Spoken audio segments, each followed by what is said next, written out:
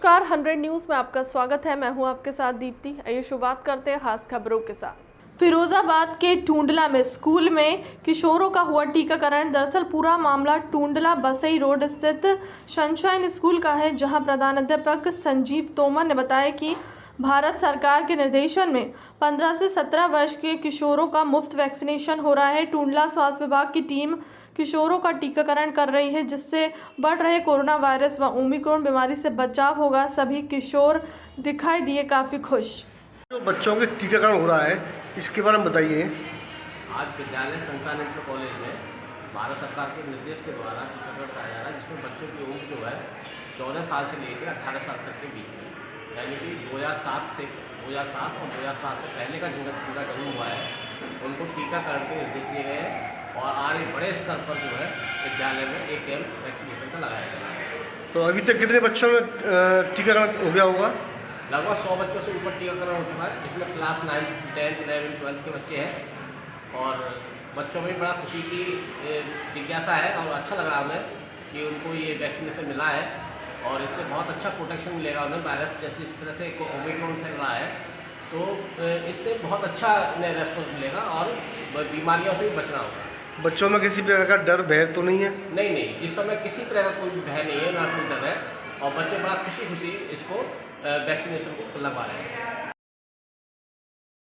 फिरोजाबाद के टूंडला तहसील में आज कांग्रेस की जिलाध्यक्ष जिला महिला कांग्रेस कमेटी श्रीमती योगेश दिवाकर ने ज्ञापन राज्यपाल के नाम दिया, जिसमें उन्होंने बताया कि सहारा ग्रुप ने अपनी 2 कंपनियां सर्किल और टी सेल के जरिए 225 करोड़ निवेशकों का 24,000 तोड़ो जुटाए। इसके बाद इन पैसों का कैसे कहां इस्तेमाल किया गया, इसका कोई रिकॉर्ड नहीं है। जब सेबी ने जांच शुरू की तो पता चला कि कई निवेशक फर्जी से बाकी कंपनी का दूर दूर तक पता नहीं था।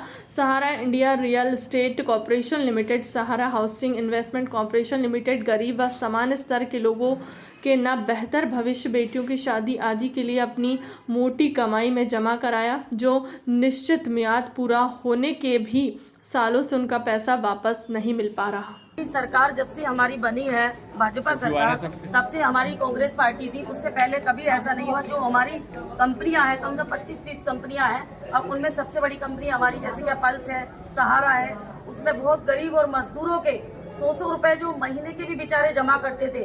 आज जब से ये सरकार बनी है, इन्होंने सारी कुंडली मारे बैठी है कि किसी भी कंपनी का पेमेंट देना नहीं चाहते हैं योगी मोदी सरकार के सब कुछ अंडर में। हमने इसीलिए ये राज्य सरकार को एक लेटर दिया है।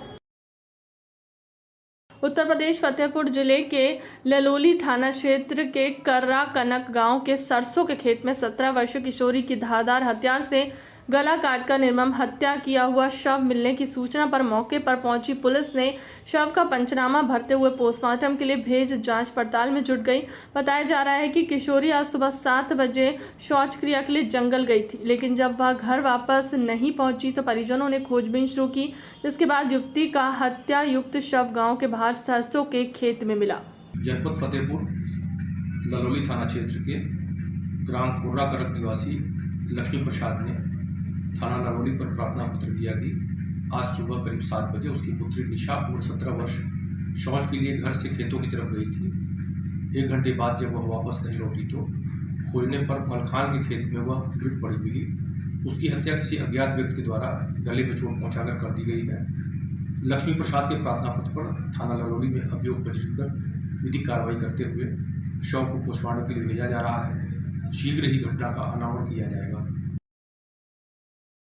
कासगंज जनपद के कस्बा आमापुर में रेस्टोरेंट मालिक पर बीती देर रात दबंगों ने फायरिंग कर दी। रेस्टोरेंट संचालक देवेश गुप्ता ने बताया कि उसने दबंगों को वहां शराब पीने से मना किया था। दबंगाई पर कोबरा पुलिस बुला ली, जो बदमाशों को चेतावनी देकर चली गई, इसलिए उन लोगों ने फायरिंग की। आपको बता दें कि कासगंज जनपद के आमापुर कस्बे के गांधीनगर निवासी देवेश गुप्ता की कस्बे में ही फास्ट फूड रेस्टोरेंट है। बीती देर रात वह अपनी रेस्टोरेंट पर दुकानदारी कर रहे थे।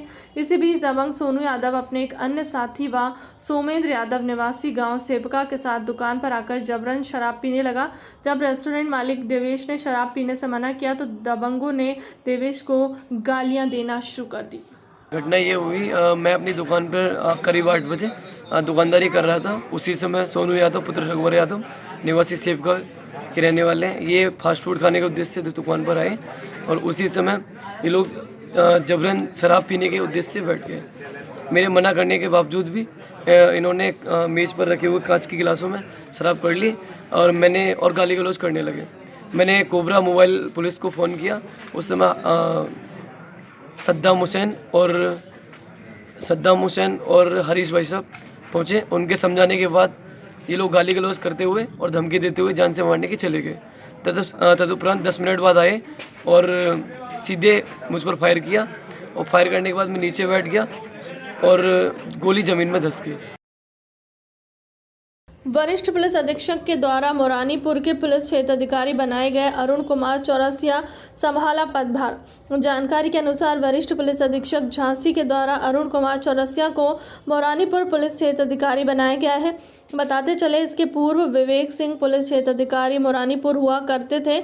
उनका संस्थान झांसी हो जाने पर उनके स्थान पर आए दिन पुलिस क्षेत्र अधिकारी अरुण कुमार चौरसिया ने अपना विधिवत कार्यभार संभाला। इस दौरान उन्होंने बताया कि किसी भी फरियादी को माध्यम के साथ मिलने की जरूरत नहीं है, वह सीधे मेरे पास आकर अपनी शिकायत बताए, कार्यवाही की जाएगी। खबर गोंडा से है, जहां आज सपा सुप्रीमो अखिलेश यादव और सपा के राष्ट्रीय महासचिव राम गोपाल यादव गोंडा पहुंचे। शहर के एक निजी होटल में पूर्व मंत्री विनोद कुमार उर्फ पंडित सिंह की प्रतिमा का अनावरण किया और उनकी प्रतिमा पर माल्यार्पण कर उनको श्रद्धांजलि दी।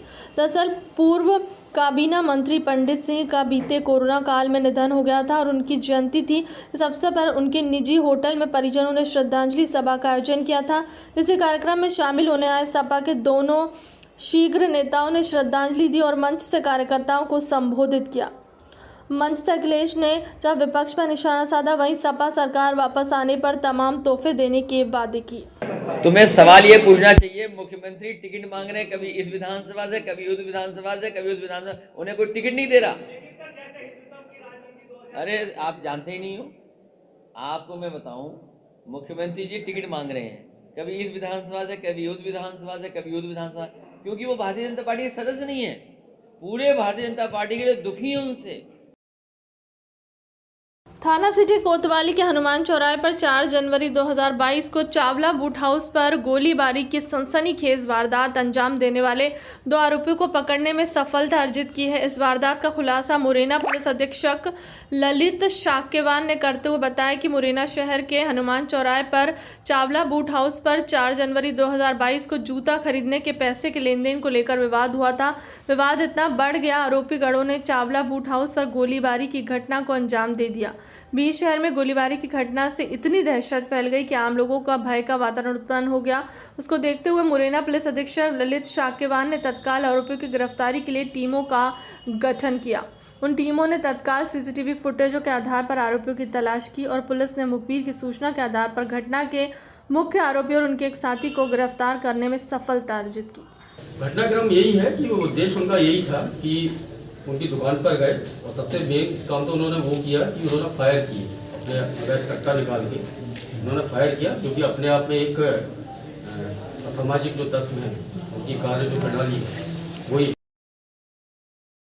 चुनाव आचार संहिता लागू होते ही हरकत में आया जिला प्रशासन। नगर पालिका ने शहर में होर्डिंग बैनर हटाना शुरू किया। सभी राजनीतिक दलों के hoarding banner EO Ravishankar Shukla के नेतृत्व में हटाए जा रहे हैं। नगर के प्रमुख चौराहे गलियों से होर्डिंग बैनर हटाने का कार्य किया जा रहा है। पूरे जनपद में कहीं भी होर्डिंग फ्लैक्स बैनर नहीं लगेंगे। जहां भी होर्डिंग बैनर लगेंगे उन्हें जिला प्रशासन हटाने का कार्य कर रहा है। मुख्य चुनाव आयुक्त सुशील चंद्रा ने प्रेस कॉन्फ्रेंस कर यूपी सहित 5 प्रदेशों में आचार संहिता लागू की है। यूपी में 7 चरणों में विधानसभा चुनाव 10 फरवरी से 7 मार्च तक होगा। 10 मार्च को विधानसभा चुनाव की मतगणना होगी। फिलहाल के लिए अब तक की खबरों में इतना ही। देश दुनिया की तमाम बड़ी खबरों के लिए बने रहे हमारे चैनल के साथ। नमस्कार।